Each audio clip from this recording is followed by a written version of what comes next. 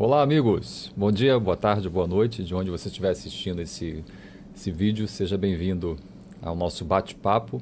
Estamos aqui dando continuidade no nosso terceiro episódio, onde vamos conversar sobre como o comportamento genético afeta o nosso dia a dia, a nossa vida em sociedade, a nossa vida em grupo e tudo que desencadeia, que vem em consequência disso.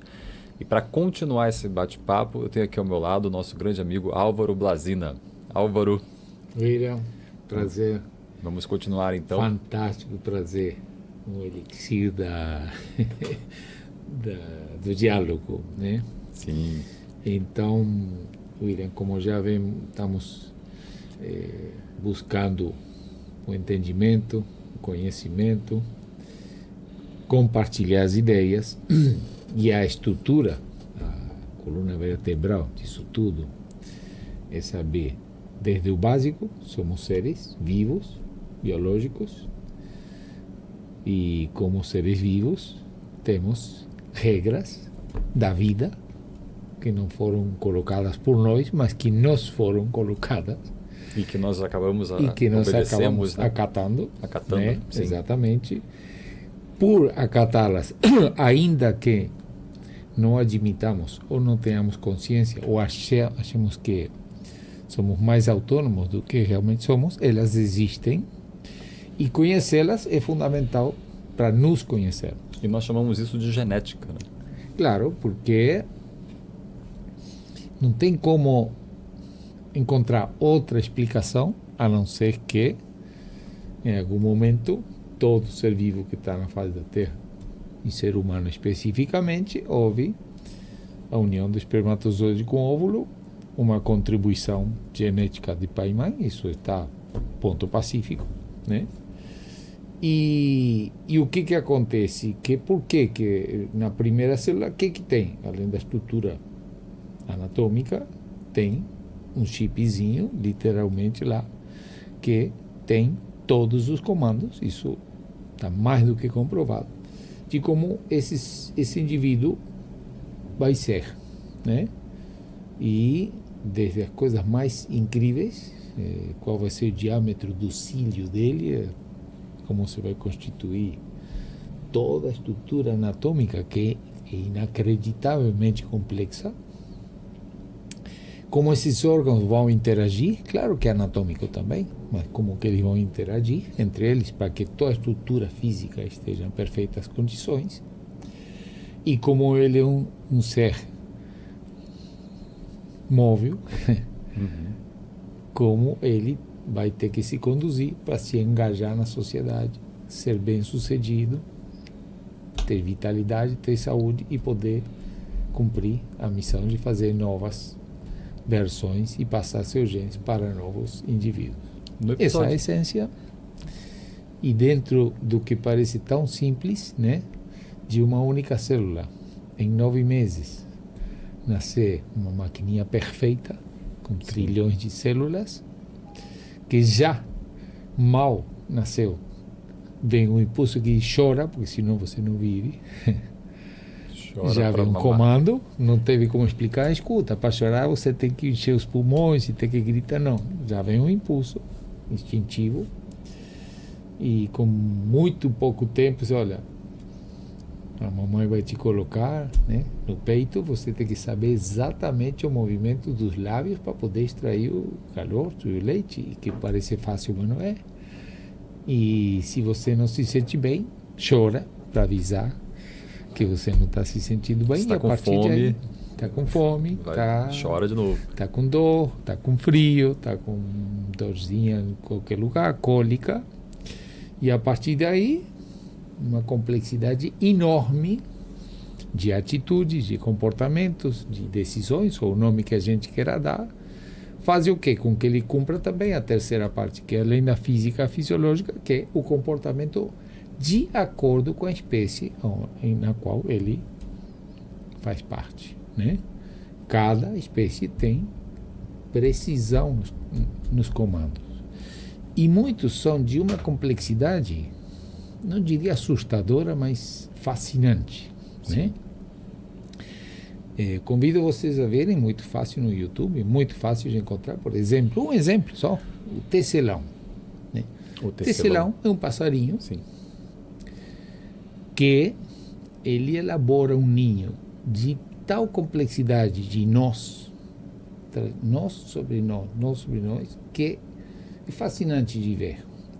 E se vocês pensam comigo, esse tecelão fez o ninho, a fêmea botou o ovo lá, o filhotinho nasceu lá dentro sem saber o que é aquilo, lugar escuro. Ele não viu aquilo ser fabricado. Ele simplesmente nasceu no recinto. Uhum. Foi alimentado, cresceu, voou. Nunca viu fazer um ninho. E quando chega a época da reprodução, vem os comandos, diz agora é a época da reprodução, testosterona, atração fêmea e macho, e ele começa a fazer. Se o primeiro não for exatamente bem feito, todo o ninho cai, desaba. E aí centenas ou milhares por isso chama tecelão. Pense, onde estão os nucleotídeos que faz? Nucleotídeos são os tijolinhos que formam os genes, né? Que faz com que ele saiba exatamente, milimetricamente, qual vai ser o tipo de fibra que ele vai escolher, como que é um nó atrás do outro. E isso é um entre trilhões de exemplos que poderíamos dar aqui. Então, não deveríamos pensar de que não estamos isentos disso. Não somos absolutamente donos acima disso e donos de cada uma das nossas decisões. E isso a ciência hoje em dia ampara essa forma de pensar, de que não pense que você é tão autônomo como pensa, porque não está te denegrindo entender, compreender de que existem comandos que te induzem. Não penso, não coincido de que eu não tenha nenhum livre-arbítrio. Simplesmente entender que tenho impulsos que vêm a mim e me levam a tomar atitudes, porque a intenção é a melhor de todas, buscando que me sinta vivo, confortável e com todas as funções biológicas bem atendidas, né? Pois então, surge o Homo sapiens e não se pode discutir de que houve uma revolução na Terra com a chegada do Homo sapiens. E qual foi essa revolução? De que foi desenvolvendo habilidade fantástica, principalmente para desenvolver ferramentas que lhe facilitassem a vida, mas que ao mesmo tempo estimularam muito a que houvesse uma progressão brutal. Uma continuidade, os que vieram antes do Homo sapiens, que tinham determinada quantidade de informação. Quando vieram o Homo sapiens, a evolução dos anteriores, não trouxeram a informação e evoluíram essa informação, transformando isso em ferramentas total. E tecnologia? Sim, porque o que hoje, com todo respeito, chamamos inteligência artificial, eu me permito dizer que são ferramentas fabulosas. São ferramentas. A inteligência continua sendo nossa. Porque você que é um craque especialista disso, isso aqui vai fazer o que eu mandar fazer. E um super hipercomputador vai dizer, sim, vou te mandar um foguete para o planeta tal. O inteligente não é ele, o inteligente é só a estrutura profissional humana com hipercapacidade de fazer coisas impressionantes. E você é um testemunho vivo de que isso acontece, mas que acontece porque a inteligência ainda é de quem diz o que quer que essa ferramenta faça. Então, eu acho que não sei, creio que não cabe a palavra inteligência. O que aconteceu é que desde o chimpanzé, que descobriu que com uma varinha conseguia entrar no buraco de um tronco para puxar as formigas e se alimentar, ou pegar uma pedra para quebrar uma noz, isso foi evoluindo a capacidade de produzir ferramentas que facilitassem nossa vida. Chegou a agricultura, chegou a criação de animais domésticos, a facilidade do alimento, e a curva de explosão demográfica foi impressionante. E controlamos doenças, né? Conseguimos criar remédios para controlar essas doenças. Vacinas, tecnologia, etc, etc, etc. Né? Então, mais ou menos 200 anos atrás, éramos 1 bilhão de pessoas. 200 anos não é nada para a história da Terra. Já passamos os 8 bilhões, ou seja, que em 200 anos octuplicamos o número de habitantes da Terra. Isso não tem nada. Pode ser que não. Mas então, evidentemente que de administrar 1 bilhão para administrar 8 bilhões, é necessário muito trabalho em todos os aspectos. Há desafios na parte sanitária, há desafios na parte do trânsito, há desafios na educação, há desafios na economia. Então, com o máximo respeito do mundo, né, me permito, eu como observador, vejo muito, acompanho discursos, posturas, estratégias sobre economia. Mas, sim, vou me permitir analisar o que é o vínculo da economia com a origem comportamental, genética da qual estamos tratando. Esse cara está maluco. Então vamos tentar ver. O que acontece hoje em dia? A gente vê qualquer economista de qualquer lugar do mundo, olha o que estou falando, que diz assim, coisa mais importante, temos que encontrar crescimento econômico. Sim. Que bom, é todo mundo ótimo, se houver crescimento econômico, estamos salvos. Como uma das principais ferramentas dos políticos para reeleição, para mostrar serviço, o PIB aumentou. Todo mundo escuta isso. Que bom. Mas sabemos todos, como seres humanos, todos, até quem tem analfabetismo, de que é o seguinte, cada ação tem uma reação e tudo que fizemos também tem um outro prato da balança. Comprei um carro novo, 0 km, você tem como pagar ele? Isso é crescimento econômico? Sim ou não? Depende. A análise não é tão simplória. E se eu digo, se o nosso crescimento, nosso PIB aumentou 5%, e qual foi o preço a pagar? Alguma vez algum de vocês viu na televisão, no jornal, nas entrevistas, alguém disse, mas o senhor mediu o preço a pagar? Eu nunca vi. Então, eu, como cidadão, começo a me questionar, tudo bem, crescimento econômico, ele como um dado assim, pendurado, é suficiente? E eu digo, não, para mim não. E os dados e o desastre está dizendo de que não estou tão errado. Mas é simplório, você pode botar o nome que quiser, mas está aí os resultados. Está aí os resultados. Então, o que acontece? Que há uma simbiose entre a genética, que diz, eu quero um maior bem-estar. Isso é um impulso para todos nós. Isso é um impulso.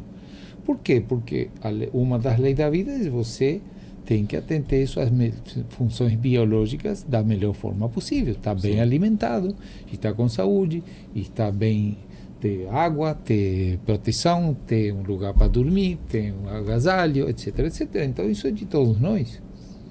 Mas com brutal crescimento do nosso cérebro, também muitas coisas fugiram completamente do controle. E qual é a razão de um indivíduo ser aplaudido porque ele tem 3 trilhões de dólares no patrimônio? É porque alguma coisa... Isso não é porque ele quer ter um prato de comida. E isso se exalta. Isso virou uma endorfina muito próxima da químico-dependência. Muito próxima. Se exalta, o cara está bem de vida. O que não quer dizer isso? Está rico. Sim. Se ele está feliz, se ele está... Não, o cara está bem de vida. É porque está muito rico. E quanto mais rico, ele sente essa químico-dependência mais tomar conta dele, porque ele se sente poderoso, que é uma endorfina, ele se sente o alfa, que é uma endorfina, ele se sente protegido de qualquer problema, porque tem dinheiro para cobrir tudo, e isso virou uma químico-dependência. Então, eu vejo muitos presidentes e ministros de economia, crescimento econômico. Quem de nós já não viu que se desmata a Amazônia em nome do progresso para plantar soja? Eu digo, por que a gente não pega um papel e uma caneta? Que seria progresso para cada um de nós? Vamos definir progresso. E por que se vê comprometido isso?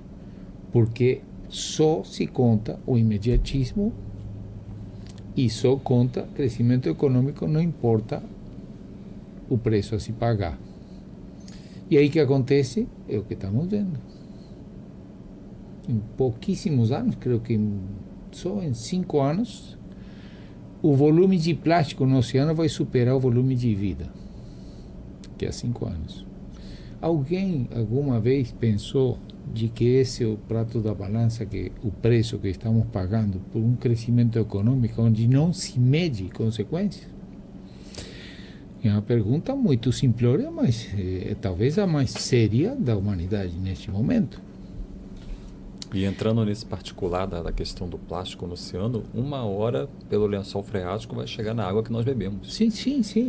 E eu lembro de eu ter visto um estudo que falava sobre isso, que já foi encontrado micropartículas de plástico no coração humano. Não, as micropartículas estão invadindo tudo, porque é o seguinte, porque é mentira que o plástico se degrada. Ele não se reintegra, ele simplesmente vai acontecendo isso. Ele não se recicla, ele se degrada em micropartículas. E isso vai para toda a estrutura de vida, porque o peixe engole, nós como engolimos o peixe, a micropartícula vem e ela se incorpora. Então, o primeiro ponto é dizer o seguinte: crescimento econômico sem avaliar consequências é uma cifra talvez até mentirosa, porque por um lado estou me beneficiando, por outro posso estar me prejudicando brutalmente sem considerar esse outro lado.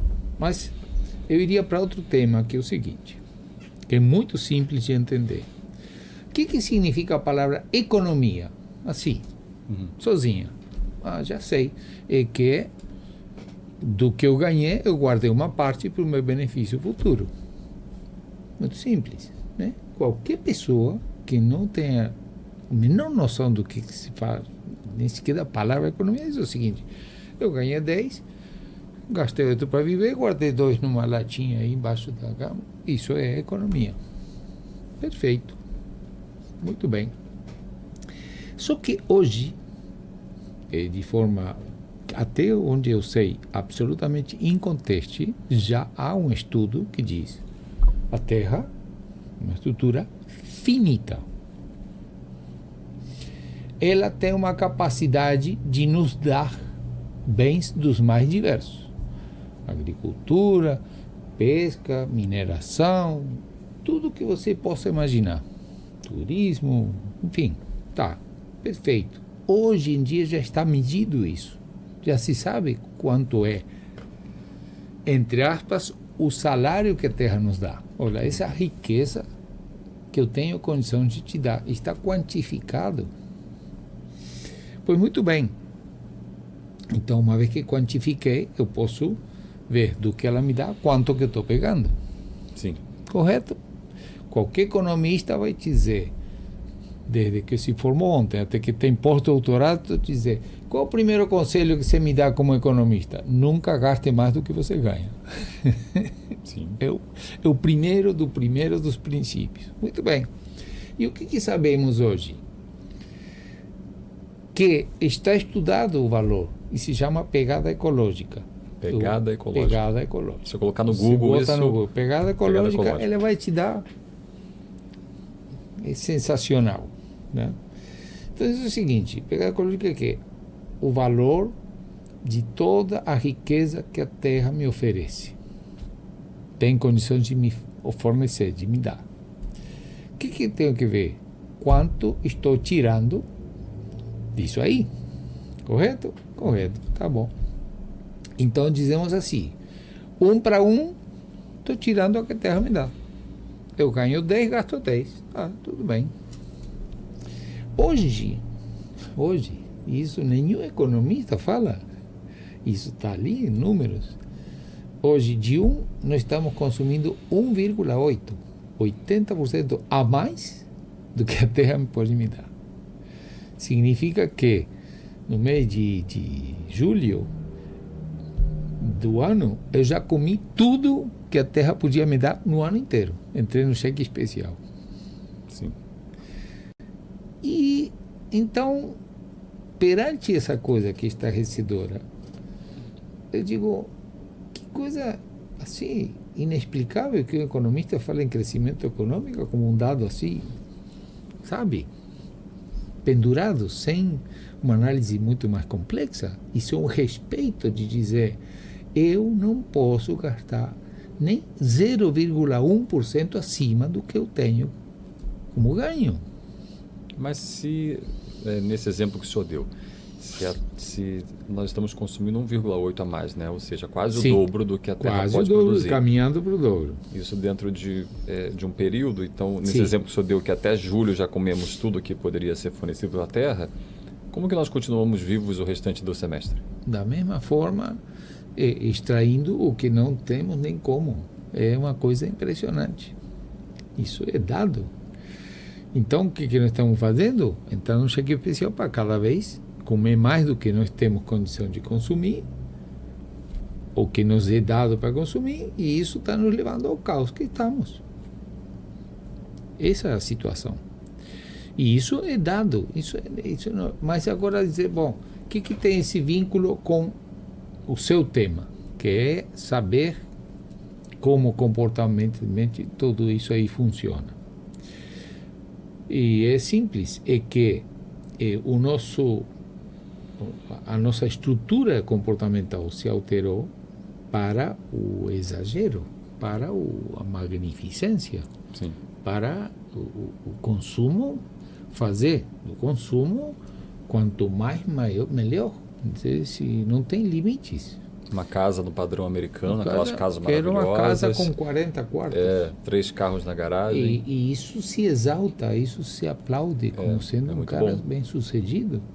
E isso é comportamental total. Um indivíduo que fugiu completamente do que poderia ser considerado um padrão de necessidade biológica normal.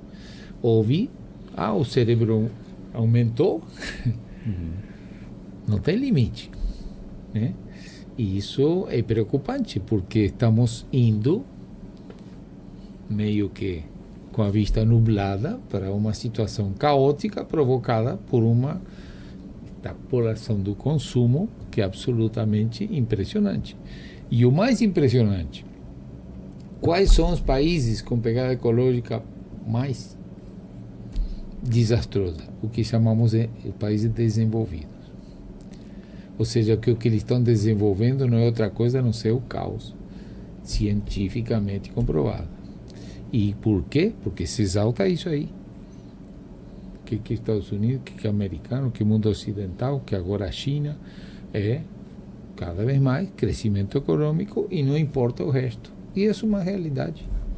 Nunca vi ninguém dizer, me importa as consequências que pagaremos pelo crescimento econômico. E até nessas grandes cúpulas que ocorrem de tempos em tempos, Sim. que são geridas, criadas, né, organizadas por essas grandes nações, elas também tentam ver como contribuir para que determinadas coisas, determinados marcadores possam ser reduzidos. Mas quando eles mesmos são os causadores desses marcadores... Ou seja, William, é o seguinte, vamos dar aspirina para o terminal, né? E nós vamos atacar sintoma, sem estar entendendo qual é a causa. A raiz disso aí é o seguinte, de novo, que o presidente da República tal, não importa onde seja, diz assim, os meus eleitores, eles querem cada dia mais ter melhor qualidade de vida. Que significa consumir, consumir, consumir. Sei que as consequências são nefastas, mas não tem, eu estou algemado. Nenhum presidente que chega, não, vamos tentar ser mais austeros, menos consumistas, vai ter sucesso, porque é biológico e nós, espécie, fugimos do controle nisso aí. Comportamentalmente, fugimos do controle. Me incluo, tá? Ou seja, todos nós temos isso que chamamos tentação, que é o impulso genético, mais, consome mais. Né? E isso, coletivamente, nos leva ao caos. E para mim, estou falando absolutamente pessoal, para mim, faz com que os economistas são tão imediatistas que para mim não serve. Sim. E não critico a pessoa, porque ela está, por sua vez, algemada a uma questão comportamental de gente que o colocou naquele cargo para dizer, quero que você me arrume mais consumo. Então estamos num círculo vicioso. Eu tenho a cura? Não, mas eu vejo por esse lado. É, novamente, comportamental, só que nós como espécie fugimos totalmente do controle. Eu muitas vezes me questiono, e aqui peço 1000 desculpas à ciência, 1000 desculpas. Porque quando se faz toda a taxonomia, classificação por espécies, né? Todas as espécies, se mede o fêmur, o tamanho do crânio, a formação, né? Para dizer essa espécie tal. Né? Mas eu aplaudo, admiro profundissimamente. Mas, do ponto de vista comportamento, para mim houve um divisor de águas muito grande entre o que é o comportamento dos aborígenes, dos indígenas, com o nosso, do mundo ocidental, ou do mundo capitalista. São, na minha visão, claro que geneticamente não são duas espécies, porque não gera híbridos, mas do ponto de vista comportamental são duas coisas completamente diferentes. Reconhecer, amar, respeitar o meio onde vive, e outro não respeitar absolutamente nada. E se sentir orgulhoso disso, né? Crescimento econômico, não importa o que seja, nada agrotóxico, estamos crescendo economicamente. Para mim é um caos essa visão sobre economia, e nunca consegui ver alguém que pense diferente. Que uma espécie de um economista moderno que levasse em consideração que o crescimento do PIB do país está sobre o planeta, né? Sobre a vida do planeta. Claro, porque estamos assim, nos enganando constantemente. Assim, qualquer coisa que a gente vê, se fizemos uma fazenda sustentável, porque recicla tal coisa, tá. Sustentabilidade, na minha concepção, uma coisa é fazer isolada ou pontualmente alguma coisa que contribua, mas a única forma de dizer que há sustentabilidade na humanidade é quando a pegada ecológica chegue de 1 para 1. Sim. Ela volte, né? Se eu estou imerso no mar, 3 metros da superfície, e eu digo, estou mexendo o pé, meu pé é sustentável, eu estou me auto-enganando. O único momento que eu posso dizer estou sustentável é quando botar o nariz acima da superfície da água. Sim. Ou seja, uma, outra. Aí dizem, não, agora estamos desesperados por aquecimento, fazendo energia limpa. Sim, perfeito, maravilhoso. Em nenhum momento tirar 1 milímetro do mérito disso. Mas a grande pergunta, a pergunta mais importante da humanidade, isso é suficiente ou ainda estamos embaixo do nível do mar e ainda não estamos sustentáveis? Mas isso não leva a um nível de consciência ao perceber que danos vão ocorrer e já estão ocorrendo. Sim. E aí mais pessoas vão sendo prejudicadas, vai acontecendo mais problemas e diversas situações. Uma hora vai ficar só quem está fazendo, começando esses atos, né, de sustentabilidade e demais outras ações para poder claro, diminuir o impacto. Quero humildemente dar minha contribuição é o seguinte: existe na nossa estrutura, de todos nós, um desejo de cada vez passar melhor. Esse é uma questão intrínseca. Aí muitas dizem, não, mas é legítimo, sou uma pessoa exigente, eu quero cada vez melhor. Sim, ótimo, mas aonde está outro prato da balança? Qual o preço que nós vamos pagar por isso? Nós ou quem está vindo? E já não há mais como duvidar, porque os números são cada vez mais estarrecedores. Eu vejo o presidente da ONU fazer um discurso desesperado, dizendo, estamos indo para o caos, o presidente da ONU. Sim, porque dentro de nós, eu acho que muitas das coisas as mutações ou das evoluções ou do crescimento, ou como queiramos chamar, não são positivas para nós mesmos. Essa magnificência é algo que nos está levando a um sofrimento de magnificência. E saber que nós não temos autonomia para isso, estamos reféns disso aí. Estamos reféns de nós mesmos. E é necessário a humildade hoje para dizer, estamos errados por causa de nós mesmos. Se nós realmente um dia dizemos, temos orgulho de sermos racionais, então vamos exercer a racionalidade. Ou a partir de conhecer como funciona. Houve um crescimento no cérebro e houve um crescimento no desejo. O esquimó não mata 5.000 focas, ele mata aquilo que ele precisa, mas nós não fazemos isso. E se pensamos de que associado, que é um elemento de economia, que somos 8 bilhões de pessoas, e em 2050 vamos ser 10 bilhões de pessoas, é estarrecedor. Sinceramente, é algo ao qual ou a gente entende, aprende, conhece e sabe qual a raiz, ou simplesmente pagamos as consequências que serão. Mas nesse caso da economia,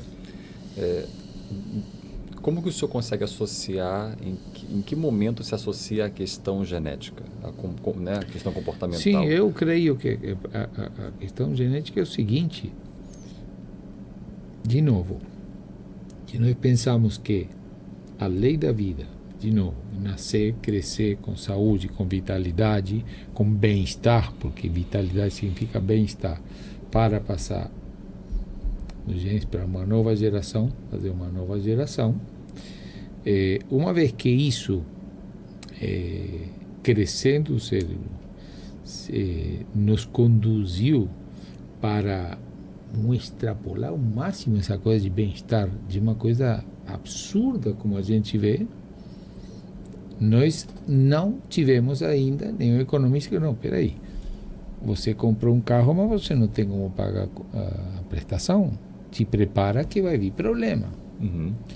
Você está consumindo muito mais do que a terra pode te dar, você está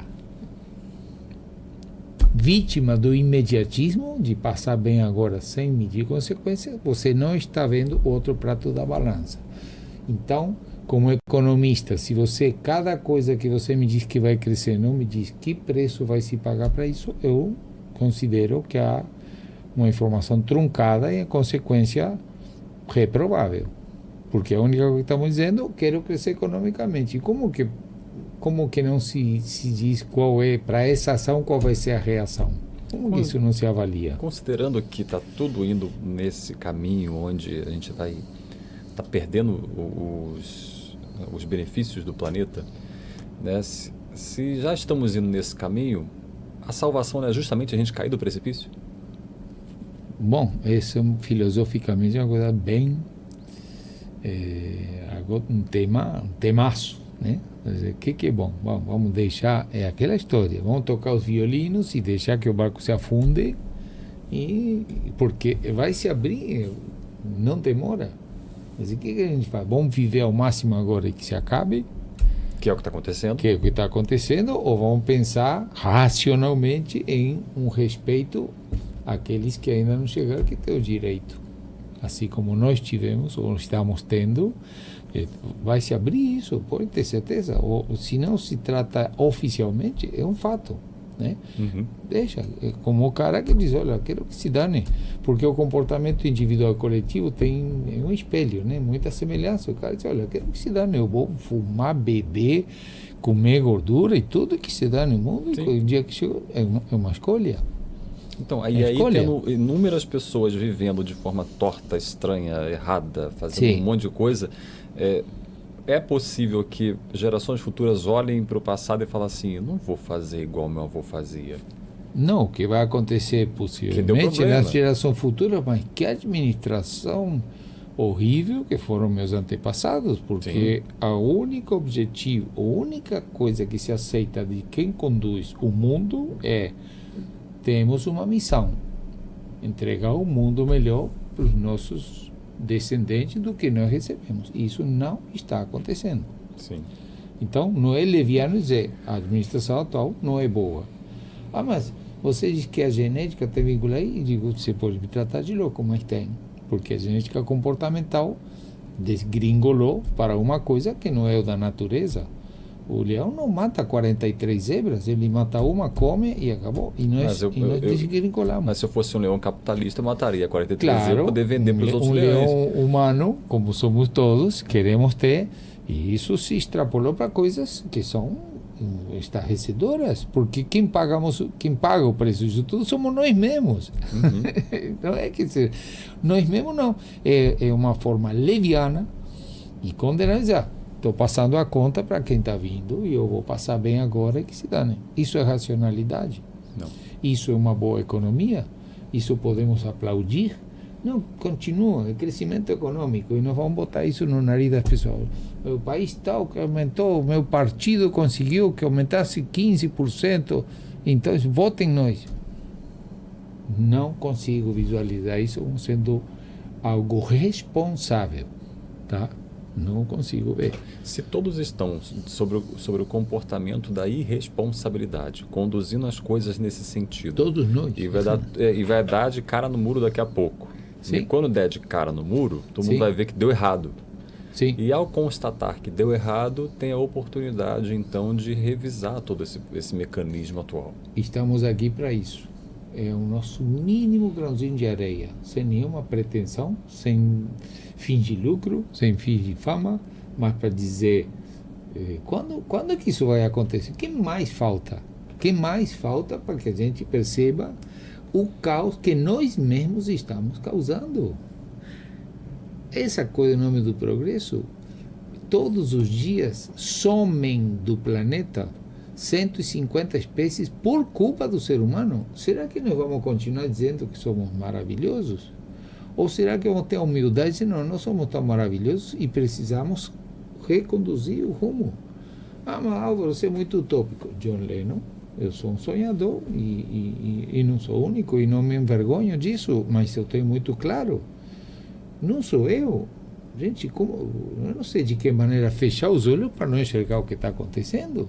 É tão absurdo, tão gritante, tão preocupante e tão claro quem é o responsável, que a gente tem que fazer isso, encontrar um diagnóstico. E o diagnóstico é o seguinte: todo ser vivo consome sua energia, se alimenta, enfim, mantém sua vitalidade. Houve alguma coisa aí que, assim como a químico-dependência, aconteceu com o consumismo, aconteceu com tudo, loucura que estamos vendo. Porque uma coisa é tomar uma tacinha de vinho das refeições, e outra coisa é tomar 10 litros de cachaça por dia. E nós temos que, logicamente, lutar, trabalhar para ter nosso sustento, para ter uma vida agradável, mas o que exaltar essa coisa que estamos fazendo e não entender, e um economista não entender, senhora, espere aí, eu fui para a faculdade e me ensinaram que a primeira lei é não gastar mais do que eu ganho, e nós estamos... Mas nós vemos muitos políticos levantando essa bandeira, né? A bandeira da prosperidade, de que vote em mim que eu vou trazer mais prosperidade, claro, para a sua vida, para a sua família. Está ótimo. Perfeito. Vamos pegar um papel, uma caneta, hoje em dia aqui e vamos definir o que é prosperidade. Mais dinheiro. Tá? E não vamos botar outro prato da balança. Não vamos analisar as consequências, o preço a pagar por isso. Se a gente não vai considerar isso, tudo bem. É a mesma coisa do fumante, do alcoólatra. Eu quero que se dane, eu vou beber, fumar, comer o que me dê na telha e vou viver. Bom, é uma forma de pensar. Mas nenhum economista nessa consciência vai te dizer gasta mais do que você ou destrói um planeta para você ter mais dinheiro. É porque o economista não leva em consideração o cenário ecológico. Ele leva só o cenário capitalista. E eu pergunto, está certo isso?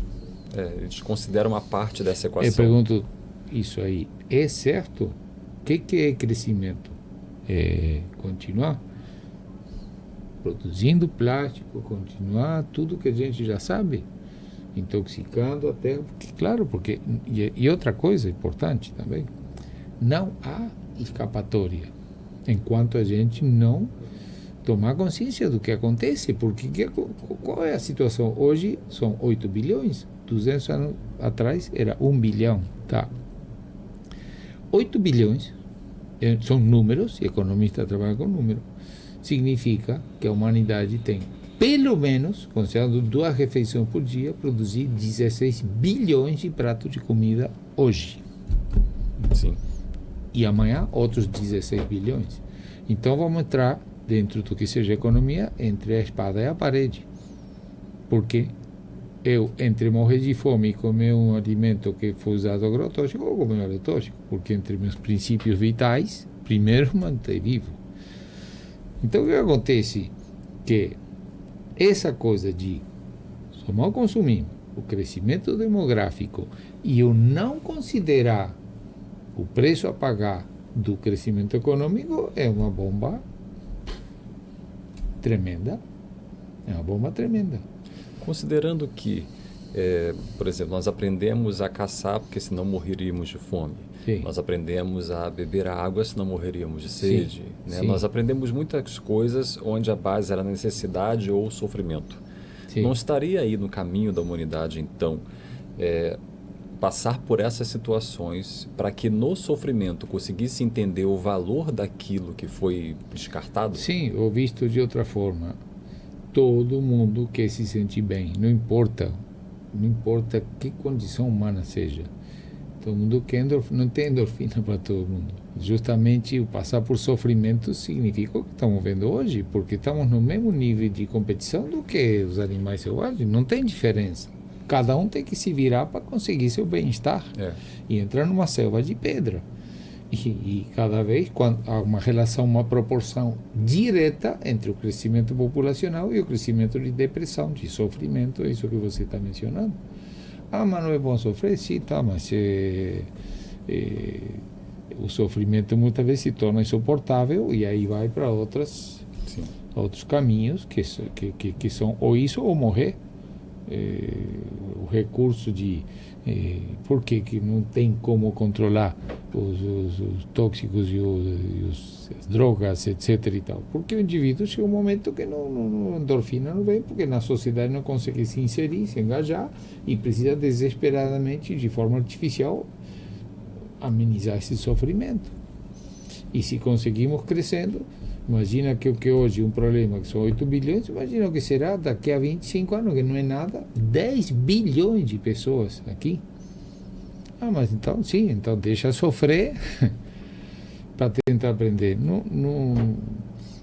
Isso aí só tem um catalisador, que é realmente racionalizar e entender de que o problema somos nós e que o problema está dentro da nossa estrutura comportamental, que teve alterações completamente loucas e que é o que vemos, né? Então, filosoficamente, estrategicamente, politicamente, sociologicamente, é extremissimamente complexo. A minha observação, meu acompanhamento, o que eu vejo todos os dias e tento entender, é que um dos ingredientes, sem pretensão de ser único, logicamente, é que os nossos comandos originais como seres vivos, que são muito fáceis de entender, se manter vivo, se manter saudável, se reproduzir, assim, de forma esses elementos foram sofrendo muitas alterações comportamentais que hoje explodiram numa coisa que está nos levando ao mais absoluto caos, e isso sem o menor negativismo, mas com objetividade. E que não há economista que consiga resolver essa conta. Né? Não, porque o economista vê apenas isso: crescimento econômico, taxa cambial, ou seja, sintomas.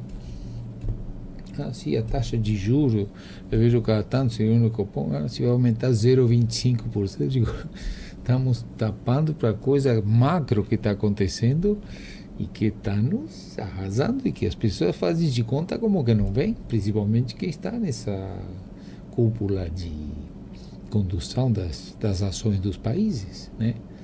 E então, sintoma, e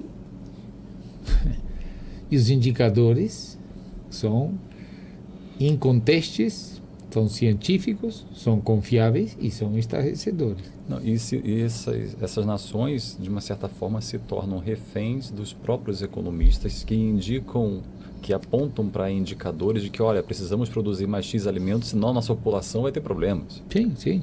E repito, não estou criticando porque é uma realidade. Se um dia você tem que comandar, você tem que montar 16 bilhões de pratos de comida. Mas não tem. Então usa agrotóxico, então invade, faz qualquer coisa, porque ninguém vai aceitar morrer de fome. E aí é uma rua sem saída. Qual é a única solução? Entender que precisa corrigir o rumo definitivamente, com consciência, com respeito, sem pensar, não, vamos sair esterilizando todo mundo, ou minha raça é melhor que a sua. Não é por aí. É pela consciência de que a melhor coisa que podemos fazer é entender de que progresso significa bem-estar. Não há outra expressão para isso. Bem-estar. E bem-estar significa estar de bem com o meio onde nós nos encontramos. Olha que doideira, cara, não sei quem é, trilionário, que diz que a solução é mudar todo mundo para Marte. Eu digo, existe um outro bilionário que defende a ideia de que nós devemos mudar de planeta para deixar a Terra em paz. Não, até aí tudo bem. Morarmos em Marte, por exemplo, para a gente deixar a Terra em paz. Hiper respeitoso da Terra, até aí tudo bem. Seria uma forma preocupante, porque o ser humano, o Homo sapiens, é a única espécie que não tem nenhuma contribuição para a natureza. Só consome. E é extremamente doloroso pensar que se para a natureza, quanto menos seres humanos, melhor. Tivemos aí a pandemia, onde éramos exortados ou obrigados a ficar em casa, e a natureza em 2 anos mostrou a gratidão com o aparecimento de indivíduos em lugares que antes não estavam. E como que pode a humanidade estar tão de olhos vendados para isso? Como pode? Eu fico todo dia me perguntando, a coisa é tão grave e estamos indo, né? Sempre me vem a sugestão, estamos tocando o violino do Titanic. Eu toco o violino, não faz de conta. Sim. Mas é muito vinculado, sim, à economia, porque os economistas se veem obrigados a pensar no imediatismo, que é o que a população exige para votar. Então, só fala nisso. Crescimento, PIB, crescimento. O resto não tem prato da balança. Álvaro, eu percebi que esse assunto faz parte de um grande Lego, né? Várias partes que nós vamos montando. Teremos mais episódios, então? Para mim como disse no início, é uma necessidade interna de expressar com a máxima pureza. É um comando genético isso? É um comando genético, quem sabe, do desejo de preservar a minha espécie, né? Que amo a vida e amo a nossa espécie, e o sonho de todos nós é que realmente um dia sejamos racionais como achamos que somos, né? Que um dia sejamos de verdade como pensamos que somos, mas na prática não conseguimos provar, né?